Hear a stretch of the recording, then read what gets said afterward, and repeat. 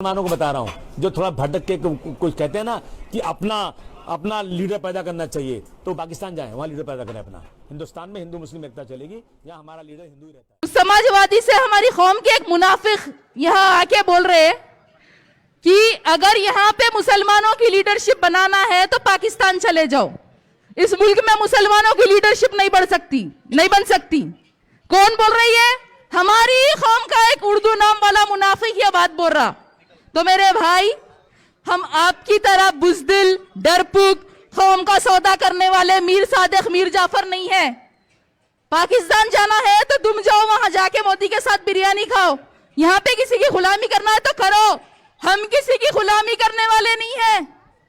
हम सिर्फ अल्लाह से डरने वाले, अल्लाह के आगे झुकने वाले हैं। और जब जो जहां बोलना रहा हम वो बराबर बोलते, हमारे में बोलने की हिम्मत है। गुंगों की जमात नहीं है मजलिस इत्तेहादुल मुस्लिमीन।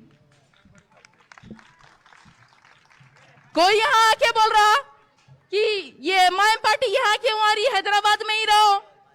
अरे कोई बोलता है कि इस मुल्क में मुसलमान बच्चियां हिजाब नहीं पहन सकते, कोई बोलता इस मुल्क में मुसलमान दाढ़ी नहीं छोड़ सकते, टोपी नहीं पहन सकते, कोई बोलता मुसलमान अज़ान नहीं सुनना, नमाज नहीं पढ़ना, हलाल खाना नहीं खाना, शादी ऐसा नहीं करना, बच्चे पैदा नहीं करना, बच्चे मदरसों में नहीं पढ़ना, मुसलमान ये नहीं बोल सकता, वो नहीं बोल सकता, मुसलमानों की लीडरशिप नहीं बढ़ना, मुसलमान यहाँ पे फलस्तीन जिंदाबाद का नारा नहीं लगा सकता, मुसलमान यहाँ नहीं जाना, वहां नहीं जाना, जाना है तो पाकिस्तान चले जाओ।